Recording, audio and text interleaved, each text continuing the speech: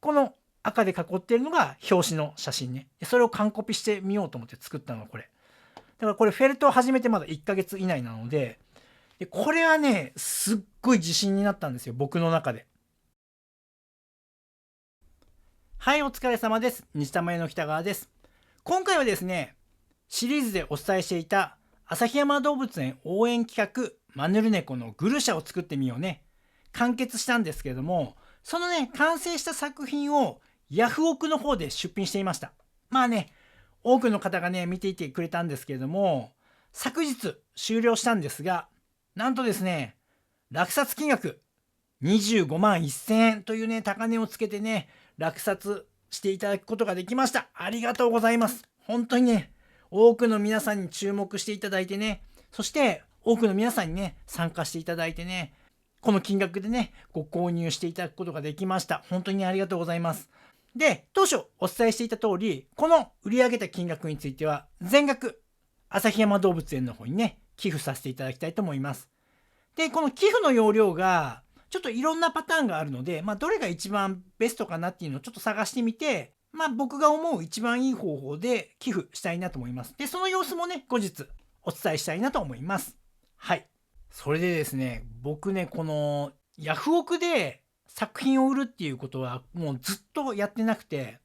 でね、この仕事を始めた頃っていうか、羊毛フェルトを始めた頃に、力試しっていう感じで、自分の作品がいくらで売れるだろうっていうのでね、ヤフオクをね、よく使ってました。だから僕がフェルトを始めてほんと1年未満の時、その時にいろんな作品作って販売して、で、当時はね、1万円の壁をなかなか超えれなかったんです。僕が作って売ってもなかなか1万円で売れることはなくて。で、そんな僕がね、今ではね、こうやってね、多くの人に応援してもらいながらね、この25万円っていうね、金額でね、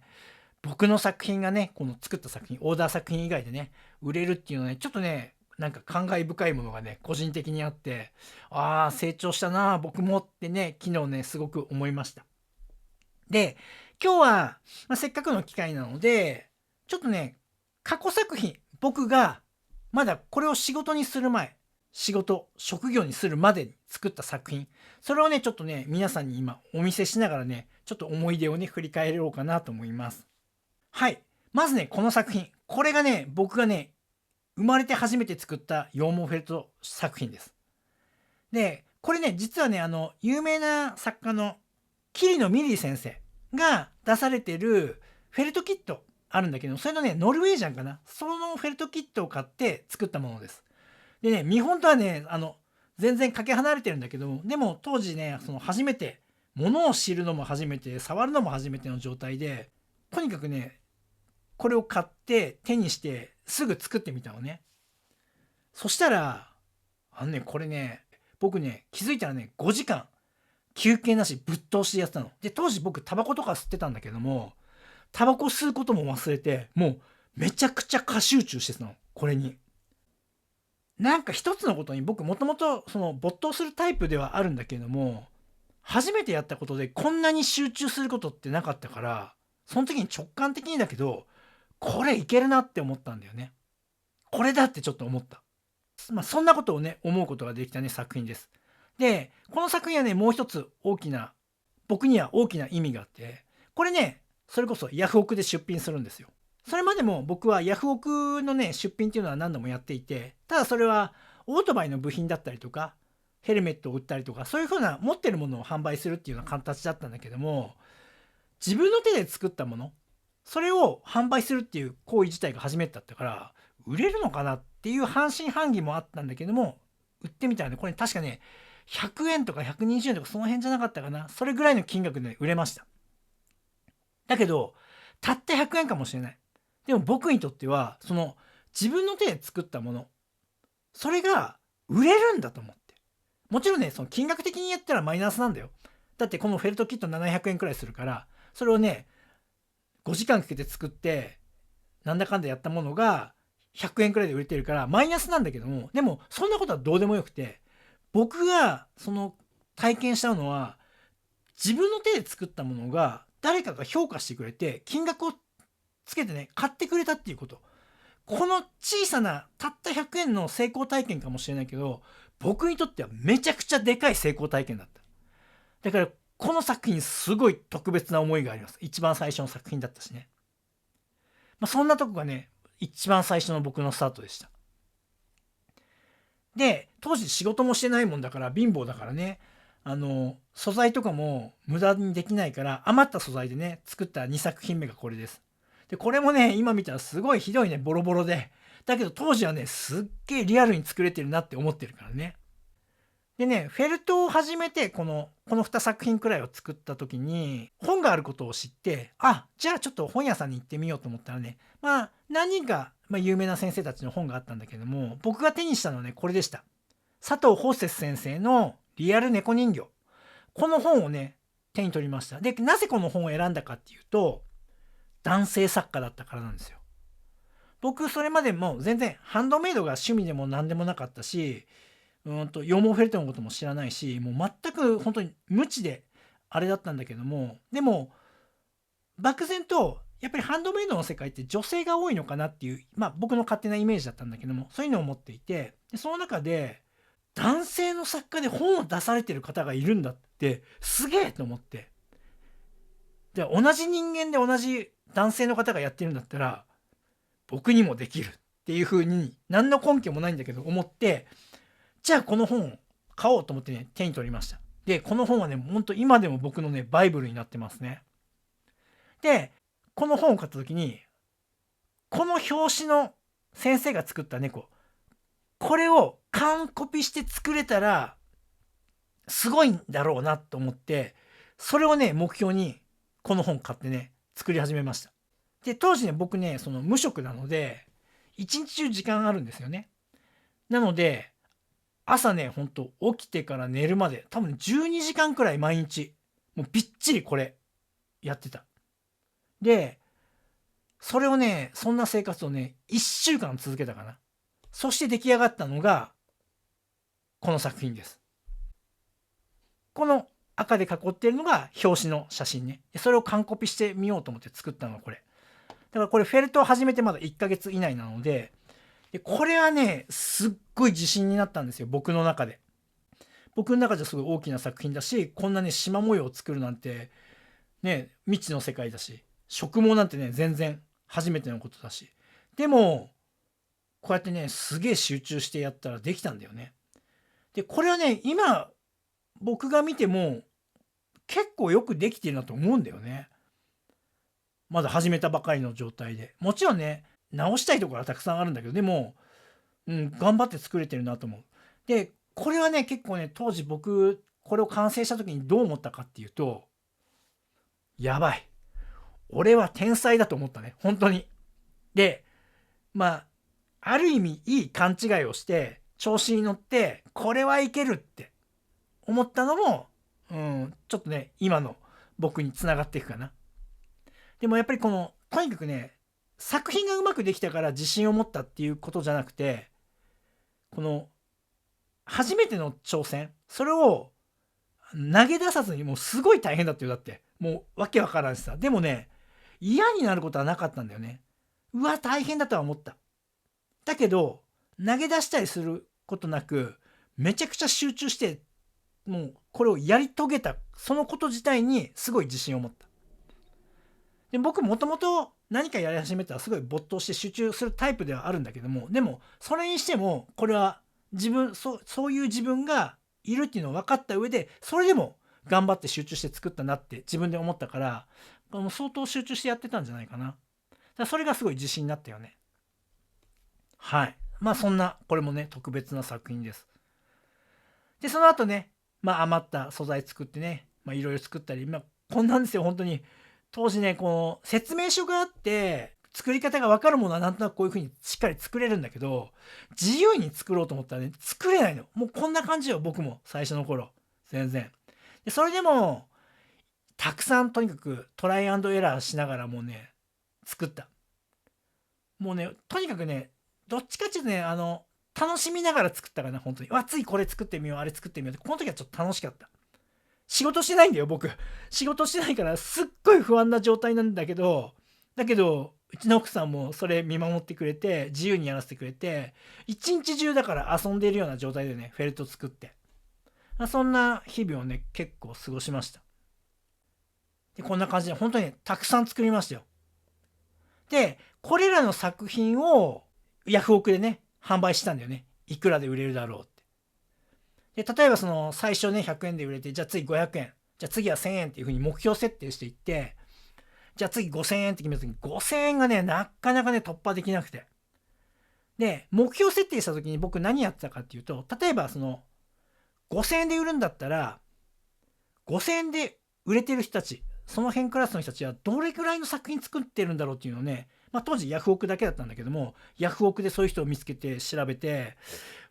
普段どういう作品作ってるんだろうとか、5000円で売れてる作品は僕のと何が違うんだろうとか、こういうところを直さなきゃいけないなとかっていろんな気づきがあるから、とにかくそれをやってた。そんな風にね、とにかくね、上手い人の見ながら研究して、もうとりあえずね、いろいろ作ってたりしましたね。で、これね、ちょっと狼シリーズというか、これはね、ネットを検索してると、太田照美さんを見つけて、太田照美さんの狼。うわ、すげえと思って、こんなにリアルなものを作れるんだってなって、僕も作ってみたいと思ってね、これ一時狼にハマってた時ですね。いろんなの作りましたよ。ライオンも作ったし、虎も作ったしね。この虎はね、もう当時ね、一番最大、僕の中じゃ40センチくらいあるサイズですっごい大変だったけど、これもね、結構自信つきましたね。でこれちなみにね、ヤフオクで4万円で売れたんだよね。もうそれも自信になったかな。で、ワクネコさんのことを知って、うわ、すげえ、こんなにリアルに作れる人いるのってまた思って、真似したいと思って、フレーム作品ね、作ったりとかしてましたね。はい、こんな感じ。この柴犬がね、確かね、初めて5000円を超えた作品だったかな。はい。はい、マヌルネコ。実はね、最初の頃ね、一回作ってるんですよ、これ。で、今回作った作品ね。この間8年ね、空いてるんだけれども、これを見てね、成長したなって自分で思いますね。で、そうこうしてね、本当にこうやっていろんなものを作ってたんだけども、ちょっとバイトをしなきゃと思って、11月からね、スキー場のね、アルバイトに行きました。で、そのスキー場のアルバイト、リゾートバイトだからいろんな各地からいろんな人が集まって、研修期間っていうかな、が1週間くらいあって、その中でオリエンテーションとかいろいろやるんだけれども、その時に最初の自己紹介、その時にね、僕ね、こういうことを言います。僕は今、羊毛フェルト作家として活躍してますと。まだまだ駆け出しなんですが、数年後には世界でもちょっとは名の知れた人になってると思うので、皆さん覚えておいてください。っていうふうにね、最初ね、自己紹介したんですよ。今考えたら、なんでそんなこと言えたんだろうって思うんだけども、でもね、やっぱね、その自己紹介がね、僕のちょっとターニングポイントかな。そこで言い切ったこと。でも自然とそれが出た感じ。で、そんな大口を叩くようなね、自己紹介をしたおかげで、何が起きたかっていうと、そのオリエンテーションが終わった時に、女の子が一人、僕の元に来てくれて、北川さん、フェルト作家やってるんですか？私、実はどこどこから、今回この北海道のスキー場に来て、シーズン中帰れないから、飼い猫に会うことができない。で、寂しいので、うちの猫を作ってくれませんか？もちろんお金払いますっていうふうにね、お願いされたの。って思って、さっき自己紹介したばっかりで、いきなりそんなオファーがあるんだと思って、すごいびっくりした。もし僕がそこで自己紹介でそういうことを言わなかったとしたら、この話は起きてないよね。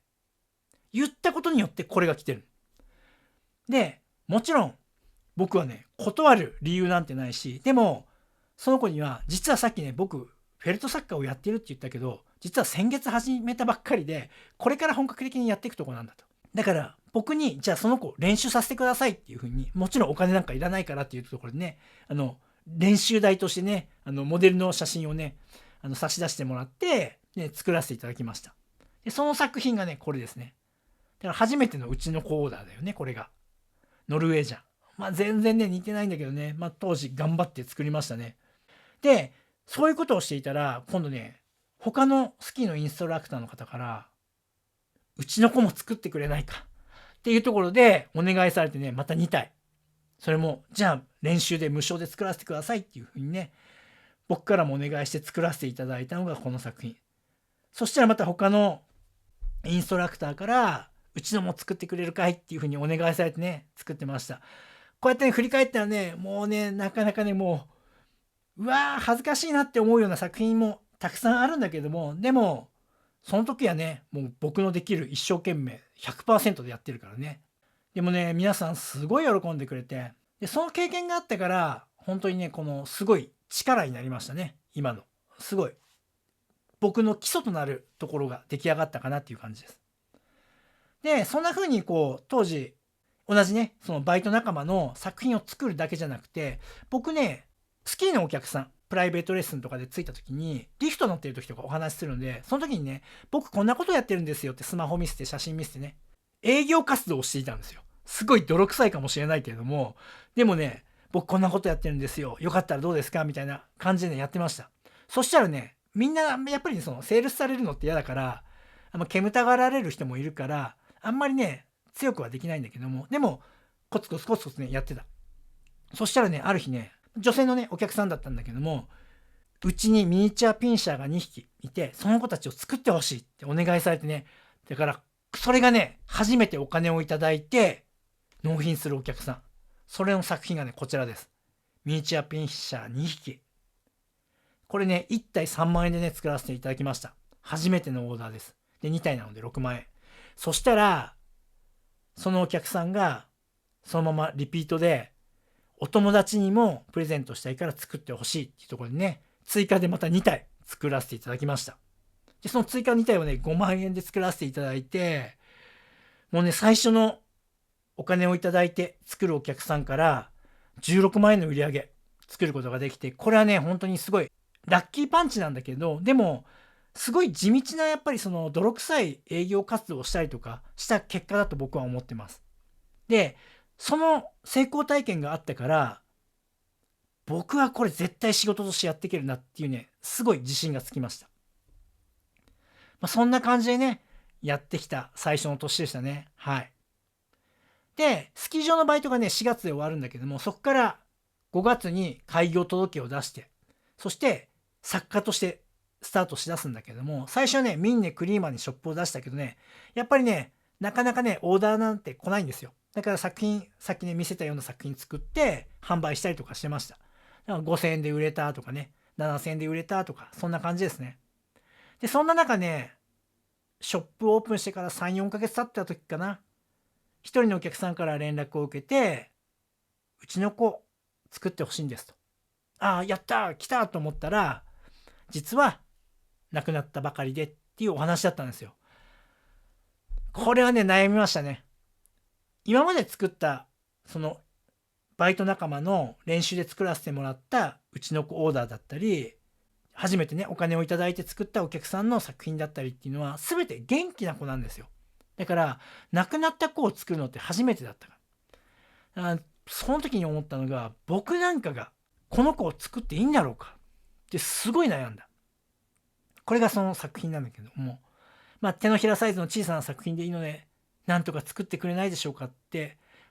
お願いされたので、でもこのお客さんだっていろんな人探して僕のこと見つけてくれて僕にお願いしてきてくれたので、それをね断るわけにはいかないなと思って、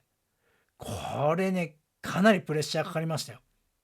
でもね、なんとか作って納品したらものすごく喜んでいただけて、でその時にですね、本当に覚悟ができたと思う。この作品で、僕は本当にこれでやっていこうっていうふうに腹が本当に決まって、それで今に至ります。そんなね最初の1年でした。今回ね紹介した作品はねほんの一部、もっとねものすごい数作ってます僕。だけどそれをできたのもやっぱりね、自分でやるって決めたからなんでね。絶対に俺はやるんだって決めて、だからそこから逆算して、そのために何をしなきゃいけないんだろうっていうことを考えて、そのね考え方もまとまっちゃいないんだけれども、でもがむしゃらにやってました。僕がね皆さんにこう今 YouTube で、作品の作り方をこう教えていたりとか、全然ね僕なんて決してうまくはないからさ、もっと上手い人たちいっぱいいるし、すごい先生たちもたくさんいるし、教え方がね、すっごい上手な先生もたくさんいます。だけど、その中でも僕が YouTube を通して見てくれてる皆さんに何を伝えたいかって言ったら、作品の作り方そのものっていうよりも、本気で作家としてやっていこうとか、それがね、本業であろうが副業であろうが、別に趣味の延長であろうが何でもいいと思うの。でも、自分がやりたいって思ったこと、それを本気でやりたいって思った時に、このまま進んで大丈夫だろうかって不安に駆られるじゃない。僕もそうだったよ。当時ね、これを仕事としてやっていくって決めたけど、それをね、いっぱい調べた。だけど、ハンドメイドで食べてる人が発信してる内容ってあんまりなくて、で、実際にやってる人もいるんだけども、実態がわからない。そのハンドメイドっていうもので、どれくらい月の収入を得ることができたり、売り上げを作ることができたり、年収どれくらいなんだろうとか、これだけで食べてるのか、旦那さんの収入があるからこれができてるのかとかっていう、本当にその見えない部分ばかりで想像しかできない。だから、本当にこのまま進んでいいんだろうかっていう不安にもかなり駆られた。だから僕がこの道を進む時にそういうふうに不安に駆られて立ち止まりそうになった時もあったから、だから今こうやってなんとかね、手探りで自分で進むことができて、これを仕事にしてね、もう8年目なんだけれども、これで僕家族を養ってるしね、もうこれ一本でずっとやってきてるから、だからこの経験をしっかりとちゃんとみんなに伝えなきゃって僕は思っていて、やっぱり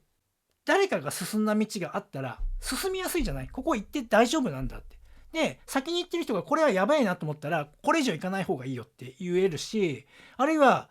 みんながビビって来れないんだったら、いや、ここまで僕が来てんだから来れるよ、大丈夫だよ、おいでよって言えるじゃない。で、そういう人がその道をね、こう見えるようにしてくれたら、みんながこうもっともっと進みやすくなると思うの。そんな思いがあって僕はこういったことを YouTube で発信しているので、もうぜひね、ちょっと今回の話も結構取り留めない話になっちゃったけれども、そんな思いがあって発信しているので、何かしらね、役立ててもらえればいいかなと思いますね。はい。というわけでですね、ちょっと話がね、一番最初に戻って、今回ね、この旭山動物園応援企画、マヌルネコのグルーシャを作ってみようっていうところでね、やってきたんだけども、このね、25万1000というね、金額でね、もう購入していただくことができました。でもね、これもね、本当に皆さんが注目してくれて、SNS でね、いろんな人に教えてくれたりとか、応援してくれたりしたからこそ、この金額にいってるわけであって、本当にみんなの力があって、僕を通して、旭山動物園に応援としてね、寄付できるので、本当にね、この活動にね、注目してくれた皆さんね、本当にね、ありがとうございました。はい、というわけで今回はね、マヌルネコ作品がね、無事に落札されましたよっていうところと、それと合わせてね、ここまでの奇跡じゃないけどね、最初の僕の1年間のね、思い出話をね、ちょっと皆さんに聞いてもらって、今、同じような立場にいる人、これから作家を目指そうとしている人、そんな人はね、ぜひね、何かしら参考になったり、ちょっとでもね、勇気になればいいかなと思います。はい。というわけでね、今日の動画はここまでです。最後までご覧いただきありがとうございました。それではまた。